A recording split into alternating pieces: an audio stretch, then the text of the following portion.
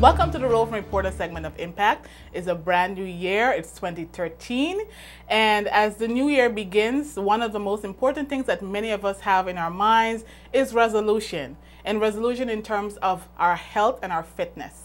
My guest today is Nancy Gildersleeve, and she's going to talk about the importance of having a resolution and some of the obstacles that we may face in keeping our resolutions and how we can better keep those resolutions throughout the year. Nancy, it's wonderful to have you back on our show. Thank you, Huldah. Happy New Year. Thank you. Thank you. So again, the big topic this week is resolutions. Yes, everybody's making them. Everybody's making them, Right. and we all have that extra 20 pounds or 30 pounds that we want to get rid of. But one of the biggest things in resolutions is keeping the resolutions. Right.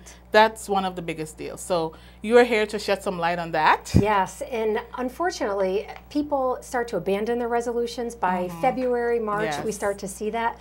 Lots of folks are easy about making those resolutions, but the thing that you have to remember when you make a resolution is you need to have a plan. That is true. If you fail to plan, your plan will fail. That is true. So what I mean by that is if you're thinking, well, I'm going to work out 5 days a week, or I'm going to eat healthy, you know, every day I'm going to have vegetables instead of snacking on chips and crackers and things like that, you've got to have a plan to make that successful.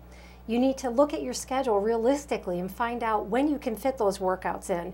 You need to have healthy snacks available in the home so that those are the first things you go toward and not just something out of the vending machine. Okay, let's talk about a snack for a little bit, okay? Because I know one of my biggest problems right now is I love sweet stuff when it comes to the breads.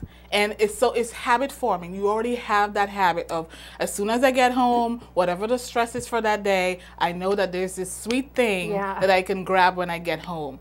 Just for those of us who are watching saying, okay, yes, I have this resolution. What are some of the things that we need to do right now? Go to the cupboard?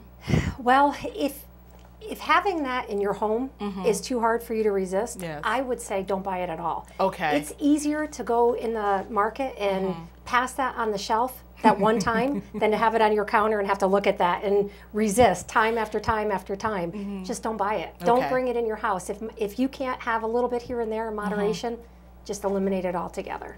Yes. And we have to have a workable plan. Yes. Okay, so what's the next thing that we need to do? The next thing that you want to do is remember why you're doing it.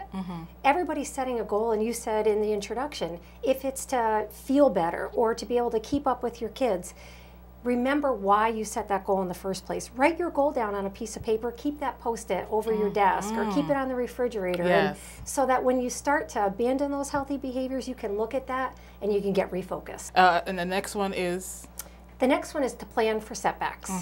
There are going to be days when, you know, if you have children and the schools are closed because there's a snow day and you can't get to the gym for your, 9 a.m. class, have a contingency plan. Keep a plan in your back pocket. Okay. So maybe at home you can do some jumping jacks or some push-ups or sit-ups or something to work within whatever barriers you have for that day. Okay. All right. So that's a great idea because, again, going back to starting the plan, you have to have the plan, then you have to be able to set yourself to say, okay, all right, I can't have these things anymore in my house. Right. Okay? Because it's so tempting, whenever you're stressed, because I know when I'm stressed, that's the first thing I go for is the sweet stuff. And then once you have that plan set and your mind is now in agreement with the plan, the next thing is to also make sure that, when obstacle comes, which they will, they're always going to be there, you know. Absolutely. And so how do we deal with those things? Yeah. Okay, so what's the next one? Have a strong support. Okay. Make sure that your family's on board, that, you're either, if you're not together on making a lifestyle change, that at least they can support you throughout your lifestyle change. So when you're trying to cook healthy recipes, maybe you get the family engaged in cooking the healthy recipes. Start bringing healthier foods into your house. Plan family fitness activities with the kids. So you're gone sledding, or you went ice skating with the family. Things like that that really pull everybody together, that can help you support you in your journey for your resolutions. Okay. Thank you. Next one, number 5. Yes, number 5. What people do is they take on too much too fast. So we'll see that where folks will, join a healthcare facility and they're there every day, sometimes even 2 times a day. Yes. That's not realistic. You've got to be able to do something that you can support long term. People want instant gratification. They want immediate results. what you need to do is approach it realistically and have a gradual progression with your lifestyle. So maybe you work out 3 days a week, and you know that those days and the times that you picked out, you can sustain that long term, that your lifestyle and your structure, your job, whatever it happens to be, you can fit that in to be able to sustain it so that you're set up to keep that goal. That is so true. Okay, and now we're at number 6. Yes, you weren't accountable to anyone. So tell people about your goals. Tell people that you joined a weight loss support group so that you have things to share with people. You can share your successes with people. Tell folks that you've joined a gym or you've joined the Y so that they can say, how is that going? You can let them know the changes that you've made. Okay, so so now once we've have accountability, what's the next one that we can do?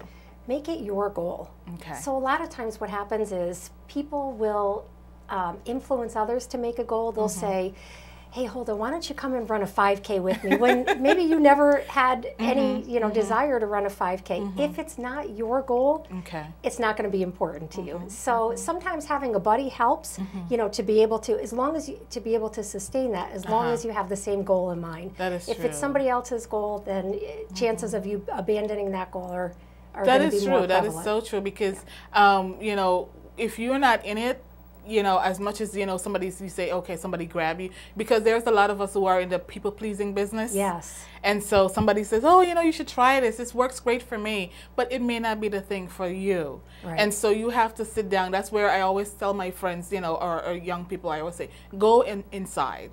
Don't always look at what everybody else is doing. Figure out what works well for you and try. Because I love what the Y does. The Y has so many variety of things that you can go in there and try something. Right.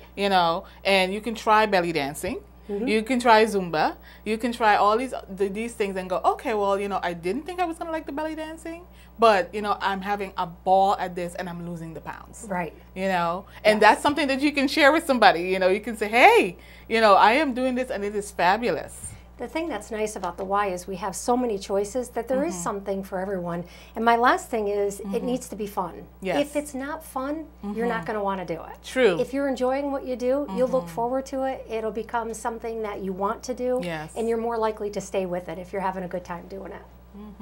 So true, so true. So let's go over the 7. How many did we have so far? I think there were 7. 8. Yep. There were 8. Yes. So there are 8. 8. I always say 8 is the number of new beginnings. We are in a new year. So there are 8 things that we can put together and say, this is the plan that I can work and I can set myself up for success when it comes to weight loss and being healthy.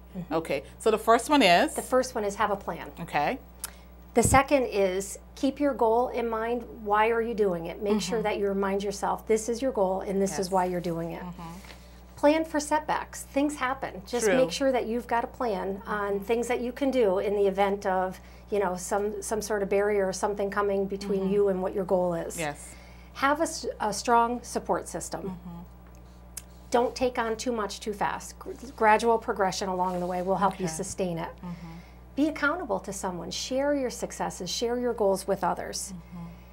You need to have your own goals in mind. Set your own goals. Don't let others influence what your goals are. True. And make it fun. Find something that's fun and you'll be likely to do it. Oh my gosh. Well, I think this is a great way to start the new year. I think this is wonderful for those of us who want to get into fitness, which everybody does. There's always that pound. There's always that ability to want to be better than where we are right now in terms of our health. And I think if we can apply these steps and be able to go from there. Now, I know you have a blog, and we have not talked a lot about your blog, but I'm assuming that some of these will be on your blog. Will. Okay, and what is your blog? My blog is on www.cdymca.org, and it says Wellness Blog with Nancy. And if you click on that, there's lots of tips and lots of information on health and wellness. Okay, and finally, one more thing that I love about the Y. The Y has a great support system. Yes. It's a great place, especially if you don't have that external support group, that when you come to the Y, there is a group of people that very much care about you and want to see you succeed. Thank you. So that's one of the reasons why I keep bringing you back, because I love the motivation. I love the idea of what the Y stands for. And it's all about wellness and people getting the best of what they want to be in their health. So thank you so much again, Nancy. Thank you, Huldah. Thanks for having me here. Yes. And a happy new year to one and all. I hope that these fitness tips, these 8 fitness tips that Nancy and I just gave you, will be an asset to you as you begin your new year in terms of fitness and health. And I hope to see you around next time. I'm your roving reporter, Huldah Thompson.